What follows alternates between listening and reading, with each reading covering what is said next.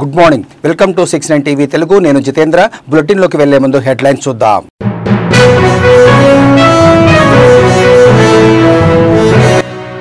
గత పాలకులు ధరణి పేరుతో రైతులను తీవ్ర ఇబ్బందికి గురిచేశారు.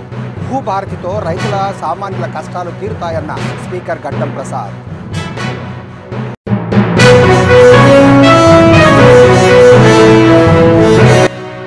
మల్కాజ్గిరి ఇందిరా మహిళా భవన్లో లైబ్రరీ ఏర్పాటు చేయాలి. సర్కిల్ కార్యాలయం వద్ద ఆందోళన చేపట్టిన బీజేపీ కార్పొరేటర్ శ్రావణ్.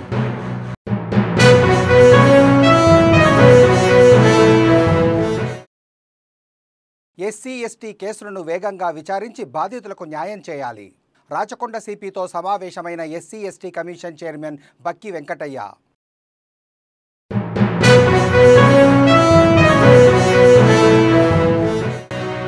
కూటమి ప్రభుత్వం ఏపీ ప్రజల రాజధాని ఏర్పాటు కలను సాకారం చేస్తుంది. ప్రతి పౌరుడికి రాజధాని భావోద్వేగంతో కూడుకున్నదన్న హోంమంత్రి అనిత.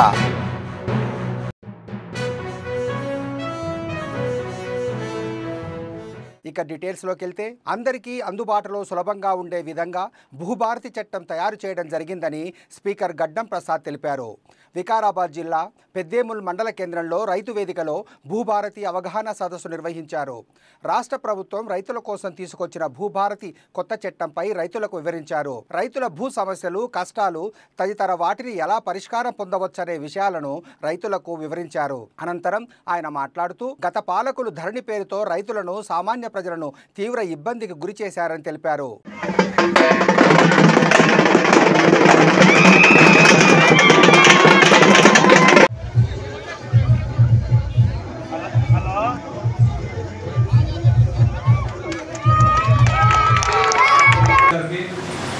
గౌరవ జిల్లా కలెక్టర్ ప్రదీప్ జైన్ గారికి, సబ్ కలెక్టర్ ఉమాశంకర్ ప్రసాద్ గారికి, హెడ్ క్వార్టర్స్తో కూడా చాలా సార్లు మైనారిటీ కానీ మనోజ్ జిల్లా కానీ రామ్మోహన్ జిల్లా కానీ చాలా సార్లు ధర్నాలు తీసుకున్నాం. కలెక్టర్ చెప్తాడు, మీరు కూడా చెప్పండి. కార్తీ కూడా తీసుకుంటారు సార్. నేను ఉన్నాను, తర్వాత కలెక్టర్.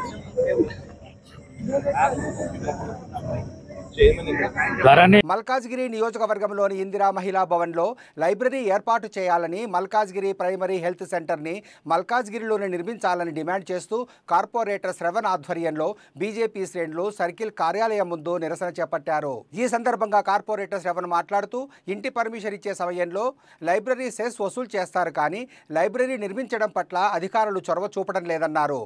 మల్కాజ్గిరి పిహెచ్సిని తక్షణమే మల్కాజ్గిరిలో ఏర్పాటు చేయాలని డిమాండ్ చేశారు. లేని ఎడల రానున్న రోజులలో స్థానిక ప్రజలతో కలిసి పెద్ద ఎత్తున ఉద్యమం చేస్తామని హెచ్చరించారు. అందరికీ నమస్తే.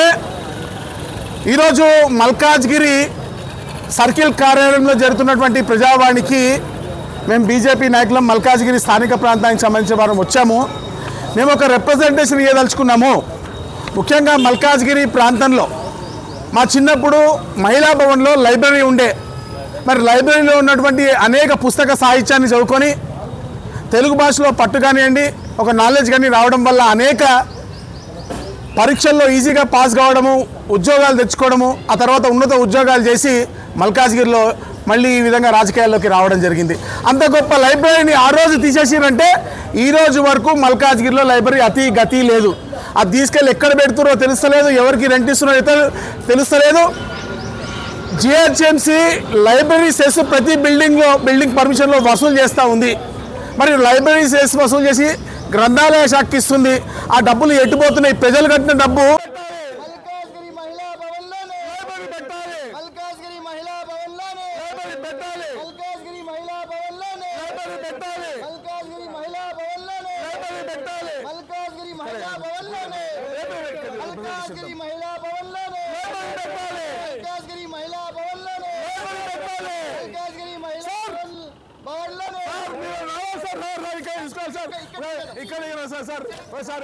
లైబ్రరీని ఆ రోజు తీసేసిరంటే ఈ రోజు వరకు మల్కాజ్గిరిలో లైబ్రరీ అతి గతి లేదు. అది తీసుకెళ్ళి ఎక్కడ పెడుతున్నారో తెలుస్తలేదు. బిల్డింగ్ పర్మిషన్లో వసూలు చేస్తూ ఉంది. మరి లైబ్రరీ వసూలు చేసి మహిళా భవన్ మల్కాజ్గిరి చౌరస్తా. తెలంగాణ రాష్ట్ర ఎస్సీ ఎస్టీ కమిషన్ చైర్మన్ బక్కి వెంకటయ్య రాచకొండ పోలీస్ కమిషనర్ సుధీర్ బాబును ఆయన కార్యాలయంలో కలిసి సమావేశం నిర్వహించారు. ఈ సమావేశంలో షెడ్యూల్ కులాలపై దాడులు, వివక్షలకు సంబంధించిన కేసుల పరిణామాలపై చర్చ జరిగింది. ఈ సందర్భంగా బక్కి వెంకటయ్య మాట్లాడుతూ రాచకొండ కమిషనరేట్ పరిధిలో ఎస్సీ ఎస్టీ కేసులను వేగంగా విచారించి బాధితులకు న్యాయం జరిగేలా చర్యలు తీసుకోవాలని సూచించారు.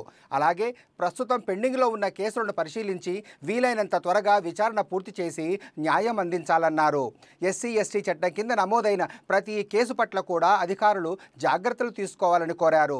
దీనిపై స్పందించిన రాచకొండ కమిషనర్ సుధీర్ బాబు తమ కమిషనరేట్ పరిధిలో ఎస్సీ ఎస్టీ కేసుల్లో విచారణను వేగవంతం చేయడం ద్వారా అధిక శిక్షలు పడేలా చట్టబద్ధమైన చర్యలు తీసుకుంటున్నామని వివరించారు.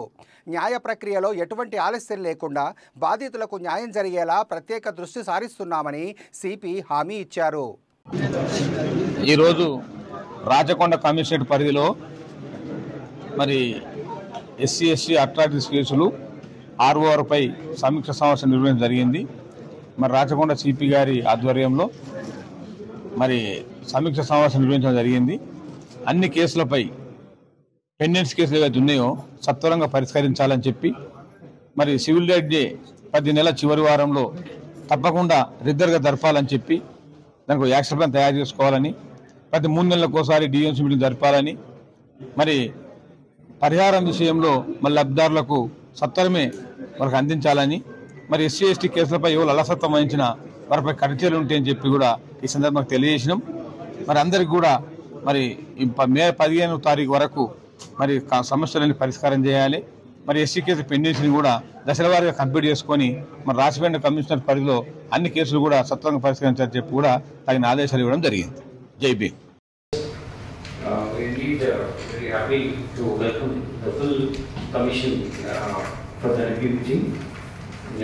This is one of the important aspects of policing, where the needs of the marginalized people, depressed classes, women, minorities are addressed. Then the real administration would reach, then proper policing will also happen. When law and orders are there in proper order, then only will pay our augment developmental process.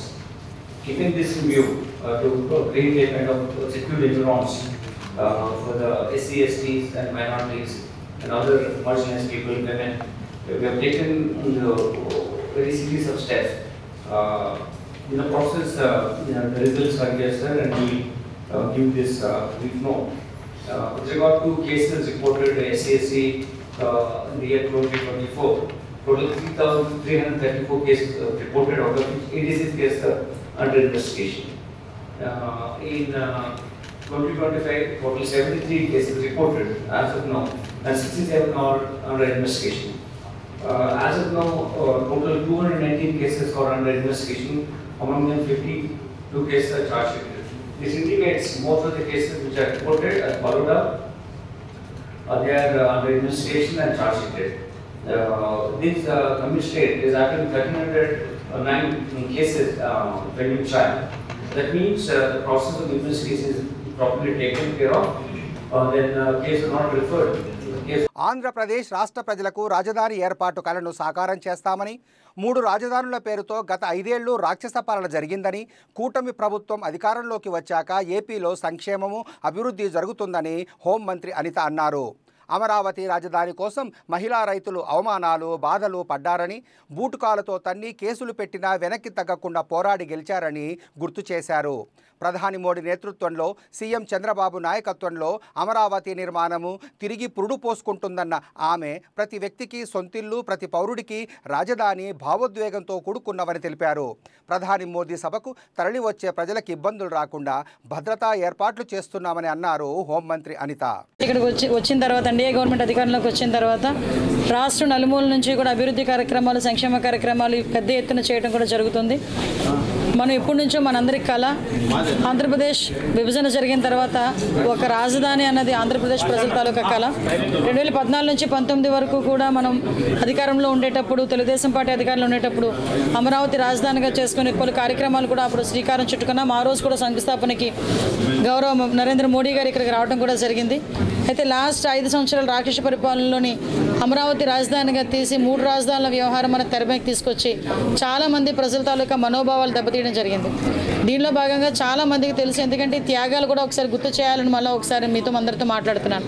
Amaravati రాజధానిగా కొనసాగించాలని మహిళా రైతులు కూడా అమరావతి రాజధాని శంకుస్థాపన కార్యక్రమానికి మే 2న ప్రధాని నరేంద్ర మోదీ వస్తున్న క్రమంలో ప్రధాని సభకు వచ్చే వారికి చేయాల్సిన ఏర్పాట్లపై మచిలీపట్నం కలెక్టరేట్లో మంత్రులు BC Janardhan Reddy, Kollu Ravindra, Vangalapudi Anitha, Vasamsetti Subhash, collector DK Balaji ఆధ్వర్యంలో సమన్వయ సమావేశం జరిగింది. సభకు తరలివచ్చే ప్రజలకు ఎటువంటి ఇబ్బంది లేకుండా తగిన ఏర్పాట్లు చేయడం, రవాణా సదుపాయం, తాగునీరు సదుపాయం, ట్రాఫిక్ సమస్యలు లేకుండా సభ వేదికకు చేరుకోవడం వంటి సన్నాహక ఏర్పాట్లపై మంత్రులు సమీక్షించారు. ఈ సందర్భంగా మంత్రి జనార్దన్ రెడ్డి మాట్లాడుతూ, రాజధాని అమరావతి అని గర్వంగా చెప్పుకునే విధంగా రాజధాని నిర్మాణం ఉంటుందని భరోసా కల్పించారు.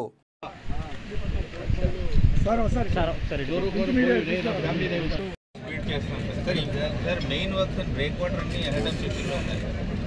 ఓన్లీ డ్రెడ్జింగ్ సంబంధించి ఇంకా మనం దీంతో పాటుగా చేద్దామని నేను ప్లాన్ చేసుకున్నాను. ఇప్పుడు ముందు చేసిన సార్ మేజర్ డ్రెడ్జింగ్ మళ్ళీ పూర్తి అంతా మన పోర్టు యాక్చువల్గా 2 మీటర్లు డౌన్లో ఉంది సార్. 2.5 మీటర్ డౌన్లో లెవెల్ మనకి బర్త్ లెవెల్. ముఖ్యంగా చాలా కాలం నుంచి కూడా గత ప్రభుత్వంలో ఈ యొక్క పనులన్నీ కూడా ఆగిపోయాయి. వీటిని ఏదైతే ఈ ఫిషింగ్ హార్బర్ను త్వరలో పూర్తి చేయాలనే ఉద్దేశంతో దాదాపుగా 350 కోట్ల రూపాయలతో 422 కోట్ల రూపాయలతో దీనికి నిర్మాణం చేపట్టడం జరిగింది. ఇప్పటికే దాదాపుగా 57% కంప్లీట్ అయినప్పటికీ చాలా ముఖ్యమైనటువంటి పనులన్నీ కూడా నిలబడిపోయినాయి. ఇప్పటికే మళ్ళీ ఈవోటి 2వసారి కూడా మార్చి 26కు కంప్లీట్ చేయాలనే ఉద్దేశంతో మళ్ళీ వారికి ఎక్స్టెన్షన్ కూడా చేయడం జరిగింది. ఏదైతే ఈ పోర్ట్ల వలన దాదాపుగా 3,500 కోట్ల రూపాయలతో 9 ఫిషింగ్ హార్బర్స్ అన్ని కూడా కంప్లీట్ చేయడం జరుగుతూ ఉంది. త్వరలోనే చేసిన తర్వాత ఈ ప్రాంతాన్ని టూరిజం కింద కూడా మార్చాలనే ఉద్దేశంతో గౌరవ మంత్రివర్యులు రవీంద్ర గారు కూడా ఉన్నారు. ముఖ్యంగా ఏది ఏమైనప్పటికీ ఇప్పుడున్నటువంటి పరిస్థితులలో కూటమి ప్రభుత్వం వచ్చిన తర్వాతనే ఈ యొక్క పనులన్నీ కూడా ముందుకు సాగుతూ ఉన్నాయి. వాటిలో భాగంగా ప్రతి నెల కూడా మేము రివ్యూ చేస్తాం జరుగుతూ ఉంది. అయినప్పటికీ ఇక్కడ కొన్ని వాళ్ళకి ఇబ్బందులు ఉన్నప్పటికీ కూడా అవన్నీ కూడా సమావేశంలో కలెక్టర్ గారు ఆదేశాలు ఇచ్చి కలెక్టర్ గారు కూడా ఇబ్బందులు లేకుండా చేశారు. గౌరవ మంత్రి గారు కూడా కంటిన్యూగా దాన్ని రివ్యూ చేస్తూ ఉన్నారు. వాటన్నిటిని తొందరలోనే చేసి ఈ యొక్క ప్రజలకు అంకితం చేస్తామని చెప్పి మార్చి 26 కల్లా కంప్లీట్ చేస్తామని చెప్పి తెలియజేస్తా ఉన్నారు. మేడ్చల్ జిల్లా షామీర్పేట్ పోలీస్ స్టేషన్లో ఏసీబీ అధికారులు దాడులు నిర్వహించారు. ఓ చీటింగ్ కేసులో ఫిర్యాదుదారుడు అతని కార్యకర్తను తప్పించేందుకు షామీర్పేట ఎస్ఐ పరశురాం నాయక్ లంచం డిమాండ్ చేశాడు. దీంతో ఫిర్యాదుదారుడు ఏసీబీ అధికారులను ఆశ్రయించారు. అప్పటికే 2 లక్షల రూపాయలు లంచం ఇచ్చాడు. మరో 22,000 రూపాయలు ఇస్తుండగా ఏసీబీ సిటీ రేంజ్ యూనిట్ 2 అధికారులు రెడ్ హ్యాండెడ్గా పట్టుకున్నారు. దీంతో ఎస్ఐ పరశురాంపై కేసు నమోదు చేసి ప్రత్యేక న్యాయమూర్తి ఎదుట హాజరుపరిచారు. ప్రభుత్వ ఉద్యోగులు ఎవరైనా లంచం అడిగితే 1064 టోల్ ఫ్రీ నెంబర్కు సమాచారం అందించాలని ఏసీబీ అధికారులు సూచించారు.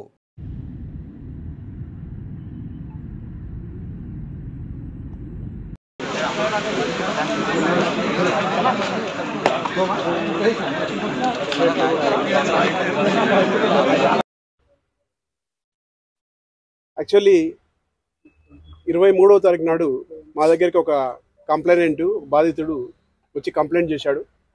ఏంటంటే షామీర్పేట్ పోలీస్ స్టేషన్లో పరశురాం అనే ఎస్ఐ అతన్ని ఫ్రెండ్స్ని ఆల్రెడీ తీసుకొచ్చేసి ఇక్కడ ఇంటరాగేషన్ చేశారు. ఒక misappropriation criminal breach of trust cheating కేసులో ఆయిల్ అనేది మిస్అప్రాప్రియేషన్ చేశారని చెప్పి ట్రావెలింగ్లో ఉన్నప్పుడు అతన్ని తీసుకొచ్చి ఇక్కడ ఇంటరాగేషన్ చేశారు. చేసి ఇతను ఆయిల్ కొన్నాడని చెప్పేసి ఇతను ఫ్రెండ్స్ కొన్నారని చెప్పేసి ఇతన్ని ఆ కేసులో ఇన్వాల్వ్ చేస్తామని చెప్పేసి 20వ తారీఖు నాడు ఇక్కడ పట్టుకొచ్చారు. తర్వాత 21వ తారీఖు నాడు దాని గురించి అని చెప్పేసి 2 లక్షల రూపాయలు ఇవ్వాలని డిమాండ్ చేస్తే ఆ 2 లక్షల రూపాయలు అతని ఫ్రెండ్స్తో మాట్లాడేసేసి తీసుకొచ్చి 21st నాడు ఇక్కడ ఎవరైతే ఎస్ఐ గారి కారు ఉందో ఆ కారులో పెట్టేసాడు. ఆ 2 లక్షలలో మళ్ళీ కొంత అమౌంట్ తక్కువ వచ్చింది అని చెప్పేసి మళ్ళీ పిలిపించేసి అడిగి ఆ తర్వాత ఇంకా 20,000 రూపాయలు అధికంగా బ్రైబ్ కావాలని చెప్పేసి డిమాండ్ చేశాడు. 25,000 అడిగాడు. 25,000 ఇవ్వలేదని చెప్తే ఆఖరికి దాన్ని 20,000కు తగ్గించేసి ఇంకా అతనితో పాటు కానిస్టేబుల్స్ వాళ్ళ గురించి అని చెప్పేసి ఇంకొక 2,000 కూడా ఎక్స్ట్రా కావాలని అడిగాడు. ఆ 22,000 ఇవాళ తీసుకురావాలని చెప్పేసి మార్నింగ్ ఫోన్ చేశాడు. మా దగ్గర అది ఎఫ్ఐఆర్ చేసేసి ఇక్కడికి వచ్చాము. అరౌండ్ 1:15 ఆ టైంలో లోపలికి వచ్చాడు. వచ్చినాక ఇతనితో మాట్లాడేసి ఆ అమౌంట్ని పక్కన డస్ట్బిన్ పెట్టుకున్నాడు. వేసవి కాలంలో ఉష్ణతాపానికి గురి కాకుండా ఉండేలా విశాఖ పోలీస్ అధికారులు వినూత్న ఆలోచనను ఆచరణలో పెట్టారు. ట్రాఫిక్ సిబ్బందికి ఎండవేడి నుంచి ఉపశమనం పొందేలా వారికి కూల్ జాకెట్లను అందించారు. ఇటీవల కాలంలో ఢిల్లీలో జరిగిన ట్రాఫిక్ ఎక్స్పో ద్వారా ఈ జాకెట్ల పనితీరును తెలుసుకున్న అధికారులు వీటిని గురుగ్రామ్ నుండి తెప్పించి ట్రాఫిక్ పోలీస్ సిబ్బందికి సిపి శంకుబ్రత బాక్షి అందించారు. మండు టెండల్లో పనిచేసే ట్రాఫిక్ సిబ్బందికి చల్లదనం అందించేలా ఈ కూల్ జాకెట్లు సహకరిస్తాయని, రేడియం స్టిక్కరింగ్ ఉండడంతో రాత్రిపూట కూడా ధరించి విధులు నిర్వహించవచ్చని తెలిపారు.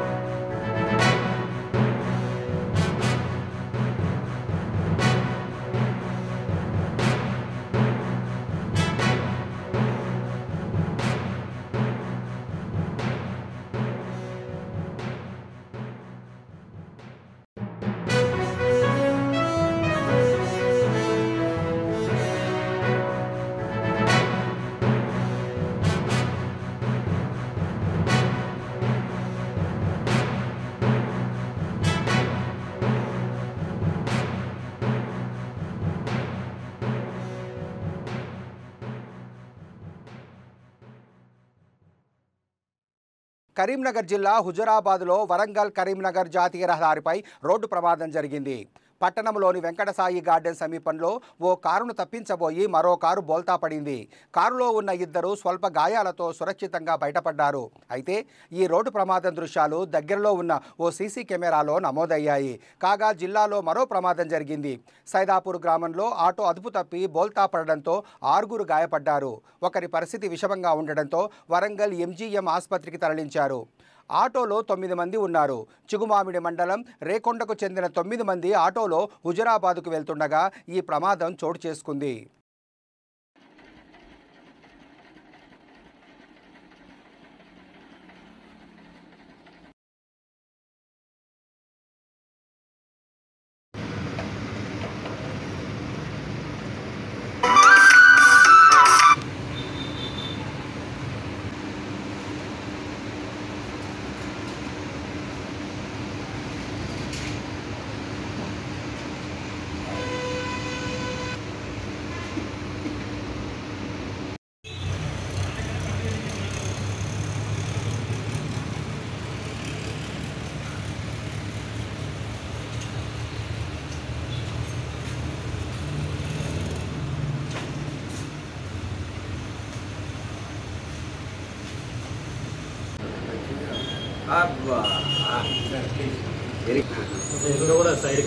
అదే సైడ్కే కానీ వెనకనే ఒక సైడ్ మూల తాకింది. బ్రేక్ ఒకటేసారి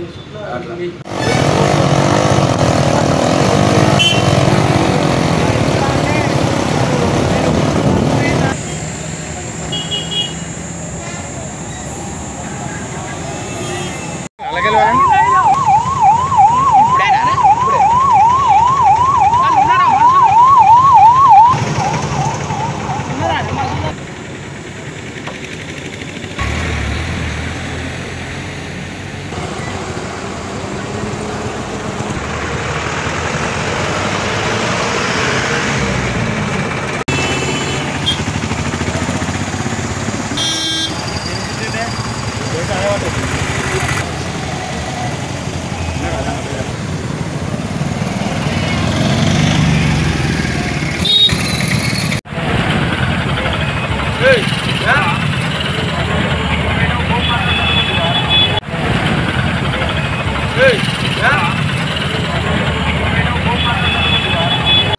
కోనసీమ జిల్లా అమలాపురంలో వైసీపీ నేతలు కొవ్వొత్తుల ర్యాలీ నిర్వహించారు. పహల్గాం ఉగ్రదాడిలో మృతి చెందిన వారికి ఆత్మశాంతి చేకూరాలని కొవ్వొత్తులతో శాంతి ర్యాలీ నిర్వహించారు. అమలాపురం వైసీపీ ఇన్ఛార్జ్ శ్రీకాంత్ ఆధ్వర్యంలో కొవ్వొత్తులతో నిరసన ర్యాలీ చేపట్టారు. హైస్కూల్ సెంటర్ నుండి గడియారం స్తంభం సెంటర్ వరకు శాంతి ర్యాలీ జరిగింది. ఉగ్రవాదానికి పాల్పడిన ముష్కరులను కఠినంగా శిక్షించి భారతీయులకు మనోధైర్యం కల్పించాలని శ్రీకాంత్ కోరారు.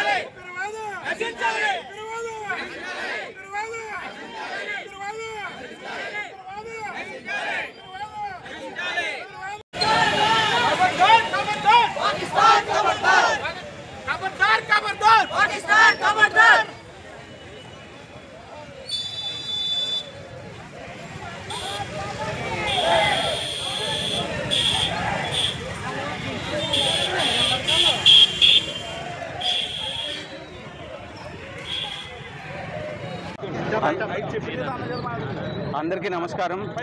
ఏదైతే ఏప్రిల్ 22వ తారీఖున మన కాశ్మీర్లో పహల్గాం గ్రామంలో టెర్రరిస్టుల అటాక్ ఏదైతే జరిగిందో మనందరికీ తెలిసిందే. ఈ టెర్రరిస్ట్ అటాక్ అన్నది చాలా హీనమైన అటాక్. ఎందుకంటే మరి అక్కడికి హాలిడేస్ కోసం వచ్చిన ఫ్యామిలీస్ ఉన్నాయి, లేదా పెళ్లి చేసుకుని హనీమూన్కి వచ్చిన వాళ్ళు ఉన్నారు. ఇలాంటి వాళ్ళని టూరిస్టులను పట్టుకుని అందులోకి పురుషుల్ని టార్గెట్ చేసి దాంట్లో కూడా మళ్ళీ హిందూ మతస్థుల్ని టార్గెట్ చేసుకుని మరి టెర్రరిస్టులు ఆ రకంగా చంపారంటే అది చాలా హీనమైన చర్య.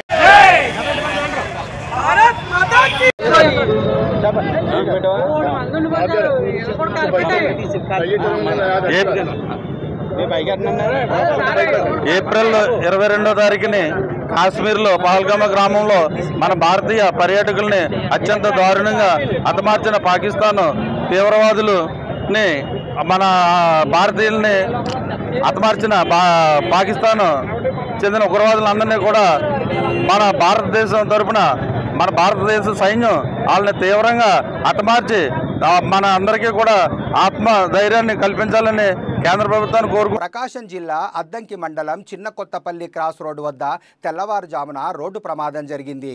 ప్రైవేట్ ట్రావెల్స్ బస్సు మట్టి లోడుతో వెళ్తున్న టిప్పర్ లారీని ఢీకొనడంతో ఈ ప్రమాదం జరిగింది. హైదరాబాద్ నుంచి కామేపల్లి వెళ్తున్న బస్సు చిన్న కొత్తపల్లి cross road tipper lorry turning తిరుగుతుండగా బస్సు బలంగా ఢీకొంది. ప్రమాదం జరిగిన సమయంలో బస్సులో సుమారు 40 మందికి పైగా ప్రయాణికులు ఉన్నారు. వారిలో 7గురికి గాయాలు కాగా ఒకరి పరిస్థితి విషమంగా ఉంది.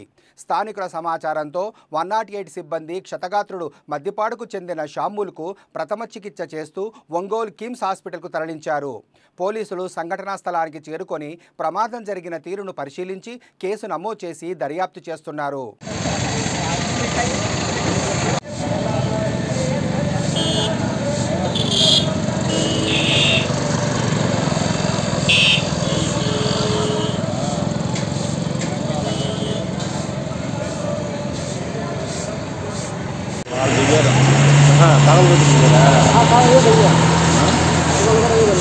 బులెటిన్ ముగించే ముందు హెడ్లైన్స్ మరోసారి.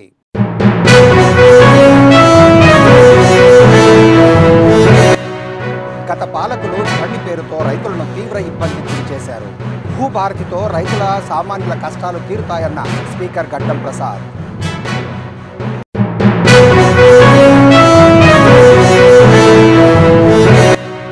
మల్కాజ్గిరి ఇందిరా మహిళా భవన్లో లైబ్రరీ ఏర్పాటు చేయాలి.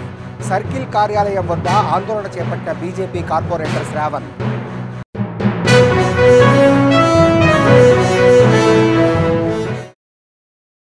ఎస్సీ ఎస్టీ కేసులను వేగంగా విచారించి బాధితులకు న్యాయం చేయాలి. రాచకొండ సిపితో సమావేశమైన ఎస్సీ ఎస్టీ కమిషన్ చైర్మన్ బక్కి వెంకటయ్య.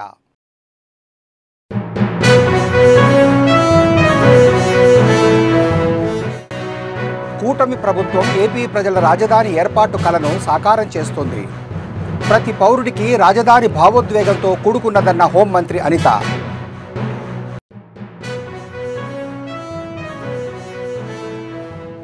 మరిన్ని అప్డేట్స్ కోసం చూస్తూనే ఉండండి 69 టీవీ తెలుగు.